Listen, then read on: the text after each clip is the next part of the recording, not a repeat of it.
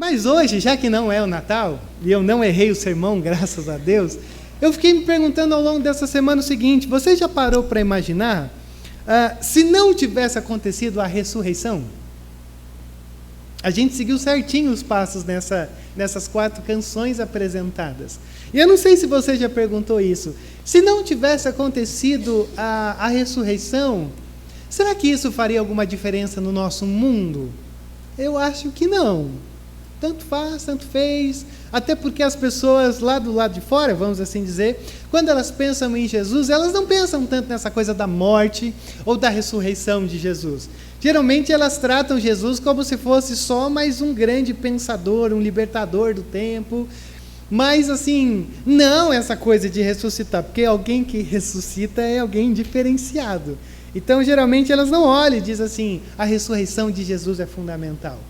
Mas então eu fiquei me perguntando, e para a igreja? E para a gente que é crente? Será que se Jesus não tivesse ressurgido dos mortos, se não houvesse a ressurreição, e a história tivesse acabado ali nos capítulos, quase no final do teu evangelho, e se acabasse com a cruz, será que isso faria alguma diferença para a gente? E eu pensei em pelo menos 3 coisas. 3 diferenças que fariam se Jesus não tivesse ressurgido dos mortos. Primeiro, eu acho que se Jesus não tivesse ressurgido dos mortos, se a gente fosse pegar biografias em alguma livraria, eu acho que Jesus estaria no lado de um livro que falaria sobre Gandhi, por exemplo. Madre Teresa de Calcutá, talvez. Porque se não houve ressurreição, Jesus foi só mais um desses personagens da história que a gente fala assim: caramba, que vida dedicada e que obra-prima. Jesus só estaria ali do lado. Não teria uma parte dividida na livraria de teologia. Jesus só seria mais um dos pensadores. Jesus só estaria do lado, por exemplo, do Pondé, do lado do Leandro Carnal, que vocês gostam. Porque foi só alguém que trouxe algumas coisas legais, mas que morreu numa cruz e acabou a história. Então essa seria a primeira coisa. A segunda coisa que eu penso, se Jesus não tivesse ressurgido dos mortos, é que a gente não teria esperança eterna. Morreu, acabou. A nossa religião, ela ia ser uma religião só de a gente viver mais ou menos bem aqui, se esforçando bastante por algumas coisas, mas ela acabaria no túmulo. Ponto. Mas eu também penso que se Jesus não tivesse ressurgido dos mortos, eu acho que a nossa crença, ela seria uma crença mais pautada numa maneira de melhorar a nossa vida do que nos transformar. Ou seja, se Jesus não tivesse ressurgido dos mortos, a gente não teria esse poder transformador de vidas. A gente estaria aqui conversando, pensando numa maneira da gente mesmo tentar melhorar a nossa vida. E não esse Jesus que nos transforma em vida, mesmo a gente sendo quem somos. Mesmo a gente carregando tanta coisa que a gente carrega ao longo da nossa vida. Se esse Jesus não tivesse ressurgido dos mortos, a gente estaria aqui discutindo uma ideologia que você pode aceitar ou não, se engatar ou não, se envolver ou não, mas não essa coisa desse Jesus que transforma quem somos. E quando eu fiquei pensando nisso, eu me encontrei com os episódios, obviamente, de Lucas, no capítulo 24. Se você abrir o evangelho aí de Lucas, e você olhar no capítulo 24, você vai ver que a gente tem meio que uma tensão sobre isso. Uma tensão entre a cruz e a ressurreição. E o que é curioso desse episódio de Lucas, principalmente, porque quando ele vai falar para a gente sobre a ressurreição, ele começa descrevendo assim, não se engane. Jesus deixou claro por algumas vezes que ele ia morrer, ele ia sofrer, mas ele ia ressurgir no 3º dia.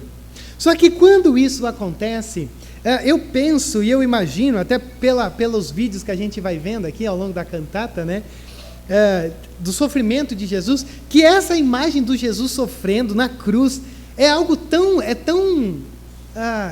provocador, e ao mesmo tempo é algo tão pesaroso da gente olhar, que se a gente estivesse lá, a gente, não, ninguém sai disso daí. Não tem como ressurgir disso daí, porque é muita humilhação, é muito sofrimento. Então, Lucas capítulo 24 é um evangelho, ou é uma cena, ou pelo menos algumas cenas que a gente tem aqui, do Jesus ressurgindo dos mortos e o coração dos discípulos. E o que é curiosíssimo é que todos eles se encontram em dúvida, em medo, em desgosto, frustração. Todo mundo está trancado, todo mundo está perdido, todo mundo está meio que sem saber o que fazer. Mesmo Jesus tendo dito, o negócio vai ser tenso, vai ser pesado, mas eu volto. Segurem aí no terceiro dia. Só que quando isso acontece, uma coisa é Jesus falar de sofrimento e de cruz. Outra coisa é você ver com os teus olhos isso. E aí é nesse momento em que o próprio Deus vai buscando todo mundo. E ele vai buscando, e ao mesmo tempo em que ele vai buscando, aquele que tinha medo tem ousadia. Aquele que estava em dúvidas está convicto. Aquele que estava desgostoso do projeto Jesus e cruz, agora tem gosto. Aquele que estava frustrado, está animado. E quando eu olhei especificamente no meu texto favorito, que eu visito toda Páscoa, que está aqui no capítulo 24, no verso 13, eu percebi uma coisa que eu nunca tinha percebido ao longo desses meus anos aqui. Que quando Jesus trata com esses dois discípulos aqui, que são, ou conhecida a história do caminho de Emaús, você vai ver que quando Jesus lida com eles, que é o que a gente vai lidar nessa noite, Jesus, ele vai falar sobre três coisas: os passos desses discípulos, o olhar desses discípulos e o coração desses discípulos. Ou seja, basicamente o resumo do que eu vou te falar nessa noite é o seguinte: para onde você está indo, o que você está enxergando e aonde está o teu coração diante do túmulo vazio. Então vamos entrar comigo, pretendo ser breve, só pretendo, não prometo. E o verso 13 diz assim: naquele mesmo dia, que dia? O dia que Jesus vai aparecendo para todo mundo, é anjo para cá, para lá e tudo mais. O texto diz assim: naquele mesmo dia, 2 deles estavam indo para um povoado chamado Emaús, a 11 quilômetros de Jerusalém. No caminho, conversavam a respeito de tudo o que havia acontecido. Então não se engane. Que dia que é o dia desse texto? É domingo, o grande dia glorioso do ressurgimento de Jesus. Aonde que isso tudo está acontecendo? Em Jerusalém, aonde os discípulos estão, aonde eles estão vivendo essa expectativa desse dia glorioso, embora ninguém acredita. Então, o que está acontecendo é que lá em Jerusalém é esse lugar aonde tudo está acontecendo. Mas esses 2 discípulos são descritos como se eles estivessem indo para Emaús. É um caminho a 11 quilômetros de Jerusalém. Possivelmente eles saíram de Jerusalém e agora eles vendo a cena da prisão, da violência, da humilhação pública, da morte de Jesus, desse evento das mulheres tendo dito que, olha, sumiram, o corpo de Jesus não está lá, a gente viu anjos dizendo que ele ressurgiu dos mortos. Então esses discípulos olham para tudo isso e eles têm essa imagem da sexta-feira. A imagem da sexta-feira é essa imagem do Jesus sofrido, do Jesus angustiado, do Jesus na cruz, dos discípulos trancados em casa, e todo mundo olhando, dizendo: meu Deus, todo o nosso projeto de andar com Jesus simplesmente acabou.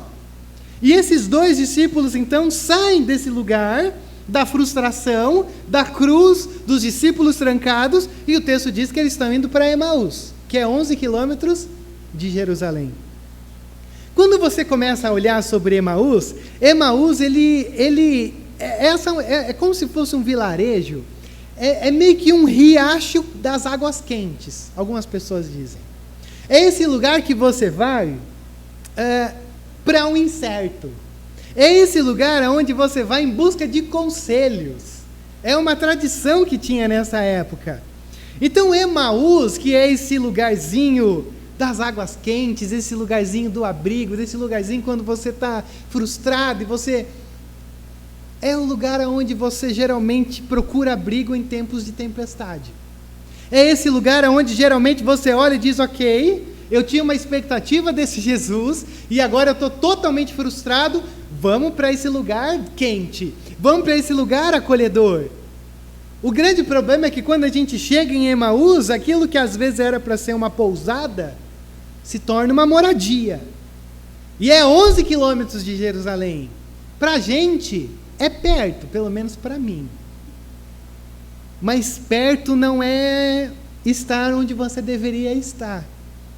Então Emaús é esse lugar onde a gente conversa sobre o que aconteceu. Porque o texto diz, eles estavam indo para um povoado chamado Emaús, e eles estavam conversando a respeito de todas as coisas que tinham acontecido com Jesus, com os discípulos e tudo mais. Então eu quero perguntar para você nessa noite, diante do túmulo vazio, você já se encontrou nesse lugarzinho chamado Emaús? Que é esse lugar aonde você diz assim, é difícil demais acreditar que aquele Jesus que a gente cria ressurgiu dos mortos. É difícil demais imaginar que agora ele saiu de toda aquela situação e está vivo. Mesmo que cheguem para você e digam, não, a gente teve visão de anjos dizendo que ele não está mais lá. Não, mas isso é difícil demais. Vamos para Emaús, para tentar reconstruir a nossa história. Você já se encontrou em Emaús? Nesse lugarzinho que pela tua dificuldade de crer é o oposto da onde você deveria estar? Porque para mim o que eles estão fazendo aqui é justamente isso. O Lucas, registrando isso daqui, ele está dizendo, olha onde estão os passos desses discípulos. É o contrário da onde eles deveriam estar. A tumba já está vazia. Jesus já está fazendo aí, indo atrás de todo mundo. Mas eles olham para isso e dizem, difícil demais de acreditar. Então vamos procurar as nossas águas quentes. A grande verdade é que todos nós, em algum momento do nosso dia, a gente visita Emaús, que é esse lugar onde a gente diz assim, difícil demais para crer, deixa eu pegar minha bagagem e ir para minha Emaús. E às vezes a gente visita e aí a gente começa a gostar da Emaús, porque é difícil demais de crer que Jerusalém está acontecendo coisas, quando a gente tem só uma imagem de um Jesus sofrendo na cruz, parecendo um perdedor, e toda a expectativa que a gente tinha a respeito dele morreu junto com aquela cruz. Então, às vezes, a grande questão minha é que a gente começa a fazer de Emaús o nosso ponto de referência. Porque é difícil demais de acreditar que Deus está no controle da coisa e que a cruz fazia parte da trilha da ressurreição. E que a sexta-feira antecede um sábado e um domingo. Então, os passos desses discípulos estão em Emaús. Estão na sexta-feira. E eu quero te perguntar mais uma vez, em que dia os teus passos estão? No domingo da ressurreição? Ou na sexta de um Jesus aparentemente perdedor naquela cruz? Só que mais do que isso, veja só que não são apenas os passos. Aí Jesus começa a destrinchar, ou Lucas destrinchar para a gente o que está acontecendo aqui. Olha o verso 15. E olha só que coisa assustadora que a gente tem aqui, os métodos de Jesus. Enquanto conversavam e discutiam, o próprio Jesus se aproximou e começou a caminhar com eles, como se nada tivesse acontecido. Mas os olhos deles foram impedidos de reconhecê-lo. Olha que coisa assustadora. Os olhos dos discípulos foram impedidos de reconhecê-lo. E aí você tem uma discussão interminável para dizer, como assim os olhos deles foram impedidos? Eu vou pelo que eu entendo olhando para esse texto. Para mim, o que está acontecendo aqui é que a incredulidade desses homens era tamanha que o próprio Jesus está andando do lado deles e eles não conseguem reconhecer que era Jesus. Porque não é possível. Eles olharem, a frustração era tão grande, a cesta estava tão cravada no olhar, que eles não conseguiam imaginar que aquela figura sofrida estava andando com eles de uma maneira normal, como se nada tivesse acontecido. Então eles estão assim, cauterizados, eles estão andando com Jesus, mas os olhos não acompanham a pessoa de Jesus, porque o olhar também está na sexta-feira. Mas olha só o diálogo que acontece, verso 17. E ele lhes perguntou, sobre o que vocês estão discutindo enquanto caminham? E eles pararam com os rostos entristecidos, com os rostos voltados para o chão. E um deles, chamado Cleopas, perguntou-lhe: você é o único visitante em Jerusalém que não sabe das coisas que ali aconteceram nesses dias? Olha que diálogo maravilhoso. Eles estão falando com Jesus, o grande motivo da frustração deles, e Jesus está entrando na onda deles. Porque se eu fosse Jesus, talvez eu ia chegar com os 2 pés deles, dizendo: como vocês tinham tempo ainda, estava no 3º dia, não era na 1ª hora, espera, por que vocês estão com pressa? Por que vocês já saíram de lá? Mas Jesus não. Se você é o único que não sabe o que está acontecendo lá, olha o jeito que eles falam com Jesus. E Jesus faz o quê? Que coisas? Perguntou ele. E aí, olha isso. O que aconteceu com Jesus de Nazaré? Responderam eles: ele era um profeta poderoso em palavras e em obras diante de Deus e de todo o povo. O chefe dos sacerdotes e as nossas autoridades o entregaram para ser condenado à morte e o crucificaram. E nós esperávamos que era ele quem ia trazer a redenção a Israel. E hoje é o 3º dia desde que tudo isso aconteceu. E algumas das mulheres entre nós nos deram um susto, porque a incredulidade não olha com as coisas com um grande mover de Deus, olha sempre como um susto. Nossa, que susto, isso está acontecendo. Foram de manhã bem cedo ao sepulcro e não acharam o corpo dele. Voltaram e nos contaram ter tido uma visão de anjos. Porque também quando a gente não tem explicação para a nossa incredulidade, a gente não diz que elas receberam visita de anjos.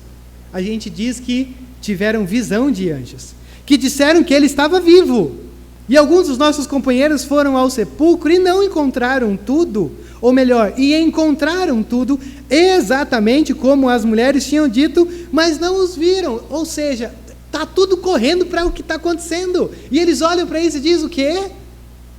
Alguém roubou o corpo, talvez, alguém pegou o corpo, mas ressurreição? Não, isso é contra a nossa natureza humana.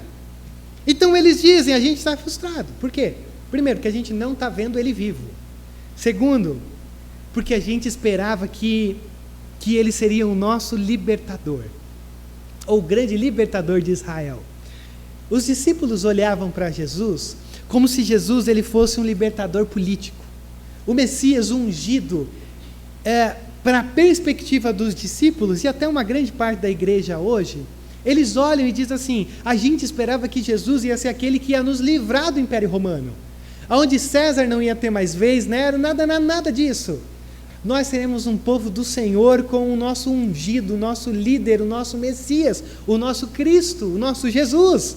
E aí, quando eles tinham toda essa expectativa, tanto que algumas vezes, se você lembrar nos evangelhos, alguns discípulos chegam para Jesus e dizem assim: Jesus, não é bem assim, essa é a minha versão. Mas eles dizem assim: Jesus, eu queria ser o ministro dos esportes do teu reino. Aí o outro chega assim: Jesus, eu queria ser o ministro da economia. E Jesus olha para eles e diz: que é isso? O que vocês estão pensando que é o meu reino? Não é dessa coisa, é outra coisa. E aqui eles olham e dizem: a gente pensou que ele ia vir trazer um novo reino para a gente, uma nova experiência de vida, ou seja, a gente pensou que esse Jesus ia só melhorar a nossa vida aqui, ia só melhorar a nossa vida do ponto de vista terreno humano, para a gente não ter que pagar impostos aos romanos, oprimido pelos romanos, para que nada disso mais acontecesse. Mas o problema é que a cruz entrou no meio e frustrou as nossas expectativas. Então eu quero que você perceba uma coisa: a grande frustração deles não é por causa de Deus, é por causa deles mesmos.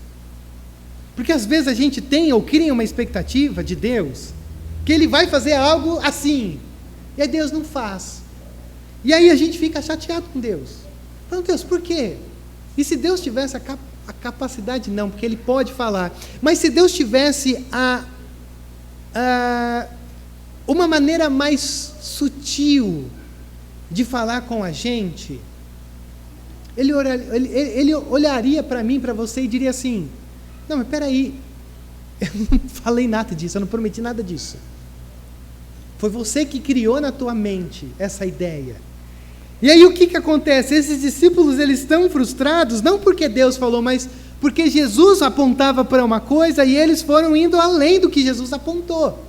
Porque Jesus falou sobre cruz, ressurreição e um reino eterno. Mas para ele, Jesus falou sobre sofrimento, mas um reino terreno. E eles construíram a vida, eles sonharam aquilo, eles investiram naquilo, eles deixaram coisas, eles gastaram para se envolver com esse mundo de Jesus. E agora, nesse mundo de Jesus, não tem mais espaço para as coisas dessa terra.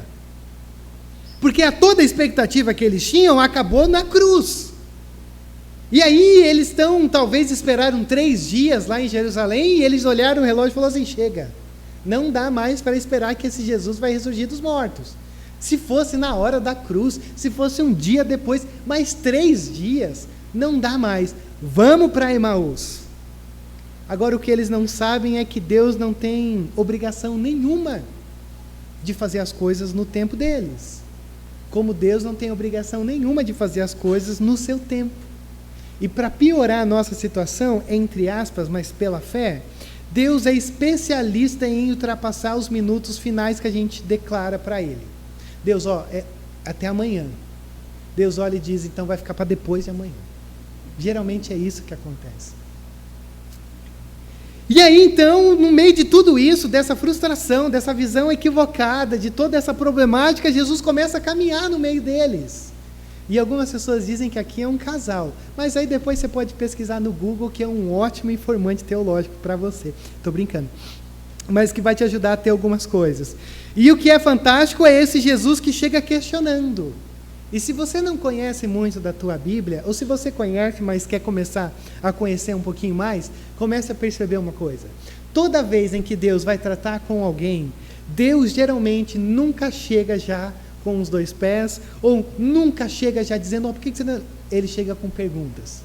E é essa maneira como Jesus chega para eles. E por que Jesus chega com perguntas? Porque, se você sabe, geralmente isso aqui não é misticismo nem ciência, embora se encaixe nisso. Mas geralmente a gente é muito curado com a verbalização. É por isso que grande parte de nós faz terapia. O terapeuta, ele às vezes não fala nada, porque ele não precisa falar. Mas só de você falar, você já sai, estou tão leve. E a terapeuta pode falar, dizer, eu não falei nada. Mas ela vai te espremer para você conseguir falar. Porque às vezes você só precisa falar. E esse é o método divino. E por que esse método divino acontece? Lembra que eu disse para vocês? Porque o rosto deles estavam entristecidos. Ou o rosto deles estava virado para o chão. O olhar deles estava para baixo. O olhar deles estava na sexta-feira. E o olhar deles estava tão para baixo que eles não conseguiram olhar e perceber que Jesus, o motivo da frustração deles, estava andando do lado deles.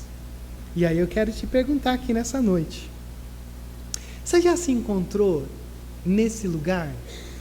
Quando você está dando os passos no caminho de Emaús e você não consegue olhar para cima, nem para o lado.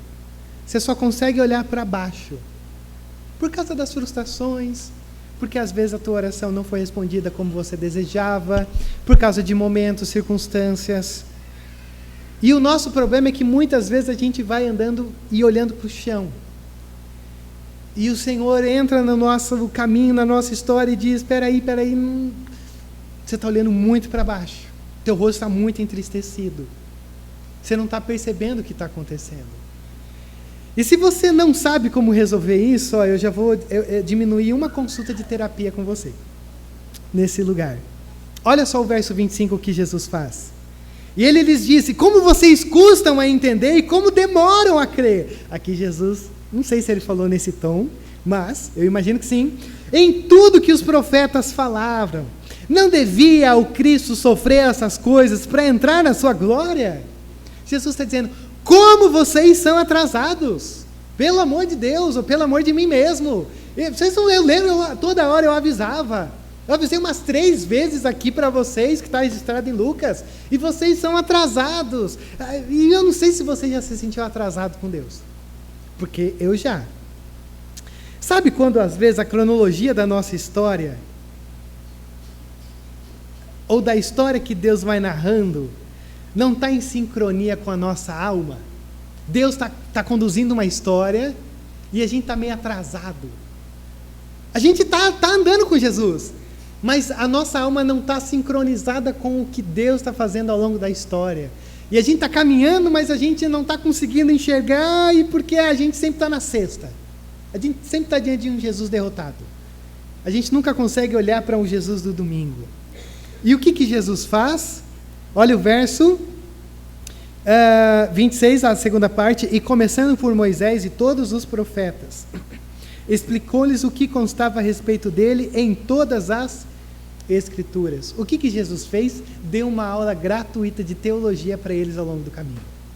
Olha a importância da escola dominical, do Emaús de terça-noite, de ler a Bíblia em casa, de conhecer, de desfrutar desse livro. Porque Jesus fala, quando o teu olhar estiver muito sexta-feira, quando o teu olhar estiver muito para baixo, eu tenho um antídoto para você. Começa a ler esse livro e encontrar Jesus nesse, que essa é a segunda parte que é importantíssima, que não é só ler, senão você vai chegar em alguns textos que vai falar sobre sacrifício de animal, de não comer sangue, você vai... Eu prefiro a terapia. Mas aí que está, quando você entende aonde Jesus está chegando ali, nesses textos mais tenebrosos, você começa a entender o quanto que tudo está apontando para esse momento. E aí Jesus então está dizendo, o que vai aquecer o coração de vocês, para o olhar de vocês, olhar no lado certo, na posição certa, é conhecer esse livro. E aí então Jesus começa a explicar para eles. E aí é por isso que eu brinco com você, mas isso é muito sério, porque esse livro, ele reorienta os nossos pensamentos, ele reorienta os nossos sentimentos, mas ele também reorienta o nosso rumo. Porque às vezes olhar para baixo tem muito a ver de olhar para nós mesmos. A minha frustração, o meu caminho de Emaús. E Jesus também olha e diz, peraí, não é sobre vocês, não é sobre o que vocês estão sentindo, não é sobre as suas expectativas, é sobre esse livro mostrando quem eu sou e o que eu faço, o que eu farei. Não é sobre o que você acha, é sobre o que esse livro diz. Então levanta a tua cabeça, levanta o teu olhar, porque Jesus está aí do teu lado, falando muita coisa, mas às vezes você está tão para baixo que você não está percebendo. E a última coisa que eu quero que você veja aqui, está também nessa partezinha final do verso 28. Olha só o que o texto diz. Ao se aproximarem do povoado para o qual estavam indo, Jesus fez como quem ia mais adiante, mas eles insistiram muito com ele. Fique conosco, pois a noite já vem, o dia já está quase findando. Então ele entrou para ficar com eles. E aí, olha o verso 30. Quando estava à mesa com eles, tomou o pão, deu graças, partiu e disse, está aqui a representação de tudo que a gente está fazendo. No pão, no partir, e aí nesse momento talvez eles falaram, peraí, tem uma coisa diferente. Olha o verso 31. Então os olhos deles foram abertos e o reconheceram. E ele desapareceu da vista deles. Como que aconteceu isso? Não sei. Por que aconteceu isso? Não sei também. Mas olha o verso 32. O que era para ter acontecido, aconteceu. Perguntaram-se um ao outro, não estava queimando o nosso coração enquanto ele nos falava no caminho e nos expunha as Escrituras? Não estava queimando o nosso coração?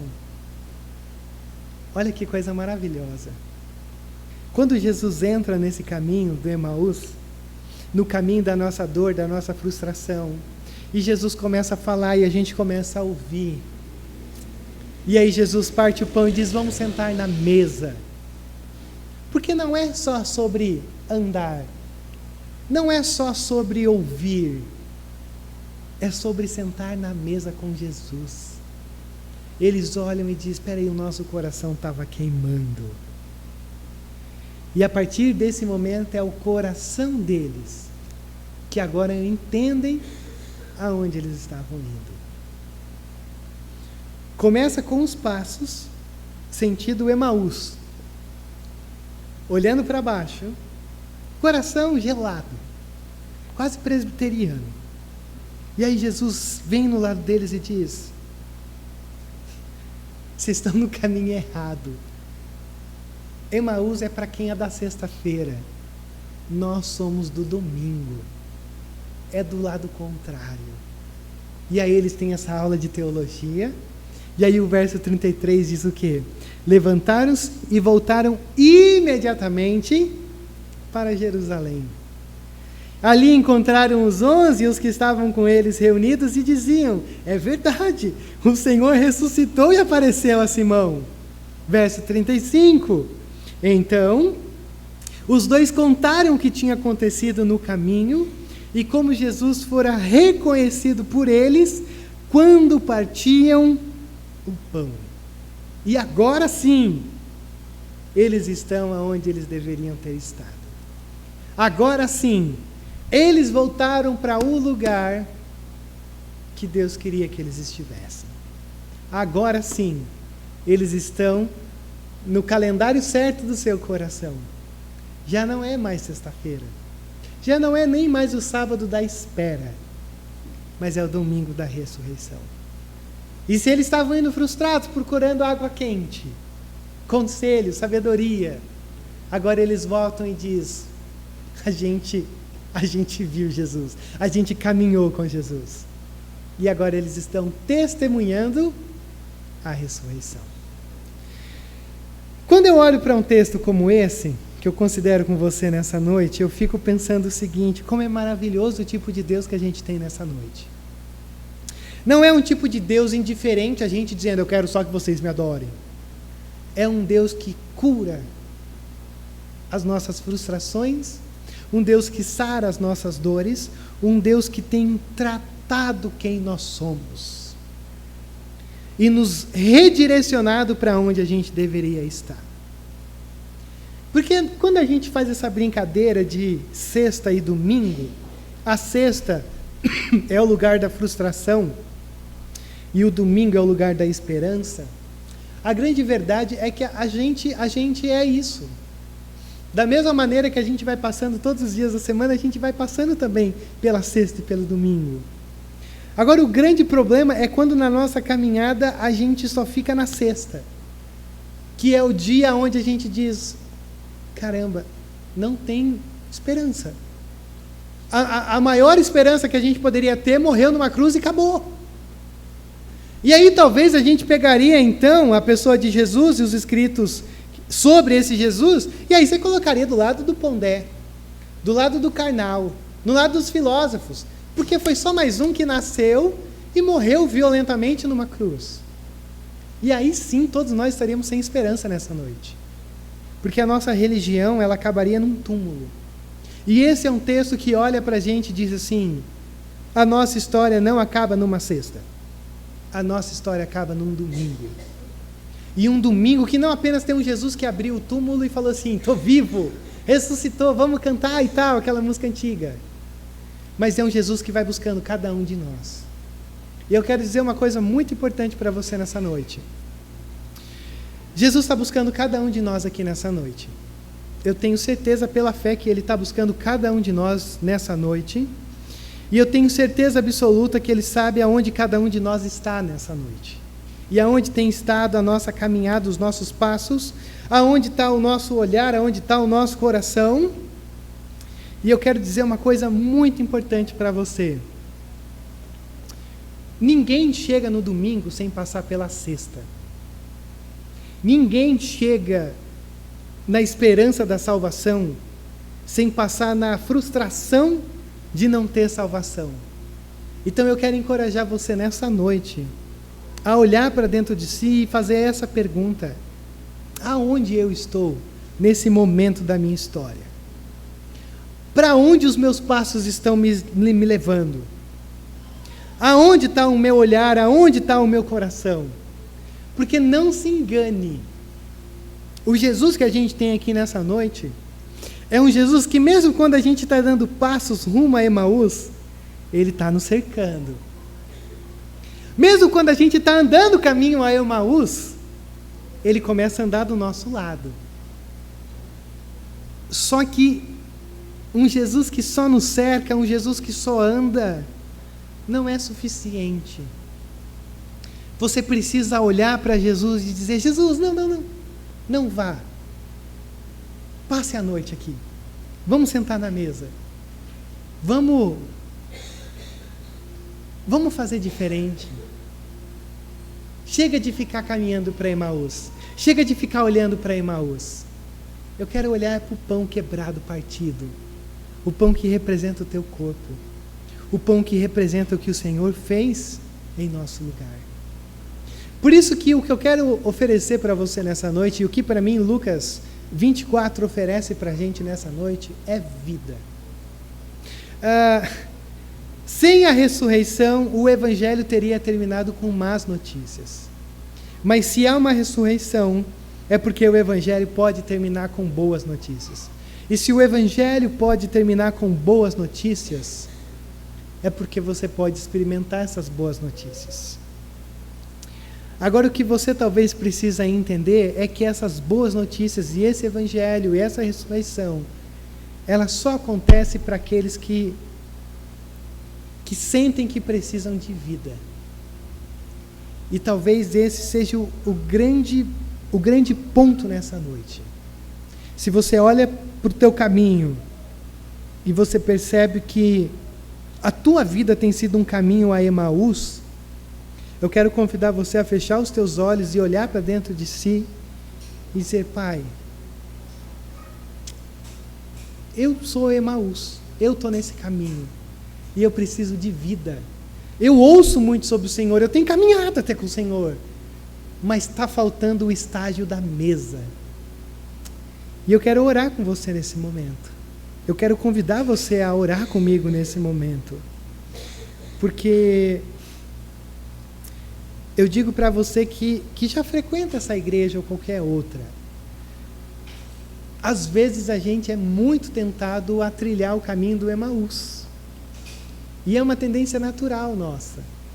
Mas não é porque é natural que pode ser comum. Porque geralmente o Emaús ele nos agarra, porque é tão confortável. Então volta para Jerusalém. Porque é para você estar em Jerusalém, no lugar onde o Senhor habita com o seu povo. Se você está aqui nessa noite, você não frequenta igreja nenhuma, não conhece muito de tudo isso daqui que a gente está falando, mas se você sente que precisa de vida, você está no lugar certo e a gente está diante do texto certo, mas nós, acima de tudo, estamos diante do Deus certo. Um Deus capaz de fazer com que a gente possa ressurgir da nossa condição de morte. Então vamos orar? Curve a sua cabeça, vamos buscar o Senhor nesse momento, pedindo que os nossos corações transcendam a sexta, passem pelo sábado e se encontrem com o domingo. Jesus, nós estamos aqui nessa noite porque nós precisamos de vida. Essa é a grande verdade, Pai. Alguns de nós têm mais consciência disso, outros de nós nem tanto. Mas a grande verdade é que todos nós precisamos dessa vida. E essa vida, ela brota desse sepulcro vazio. Essa vida, ela nasce desse sepulcro vazio, porque o Senhor não é um Deus mesquinho, o Senhor não é um Deus pequeno, mas o Senhor é um Deus poderoso. Então a ressurreição nos coloca nessa condição de podermos beber dessa água que é o Senhor. Então nessa noite, Jesus, nessa pequena reunião nossa, nessa comunidade, nessa celebração, a nossa oração, ó Pai, é que ninguém saia daqui com o coração na cesta, ou que ninguém saia daqui com os pés no caminho de Emaús, com o olhar em Emaús, com o coração em Emaús, mas na simplicidade da nossa oração, na simplicidade da Tua igreja reunida, nós oramos para que o domingo seja o grande ritmo da nossa vida, que o domingo seja o grande dia das nossas vidas, que todo dia seja um domingo, que todo dia a gente encontre esperança, que todo dia a gente ouça a Tua voz, que todo dia a gente se dedique a esse livro. Oh Deus, o Senhor sabe que grande parte de nós acabam perdendo o passo porque a gente quer uma espiritualidade automática, Jesus. Mas, Pai, não desista de nós. Quando a gente entrar nesses caminhos de Emaús, que o Senhor nos traga de volta. Essa é a nossa oração e nós a fazemos ela em nome de Jesus. Amém, Deus, amém.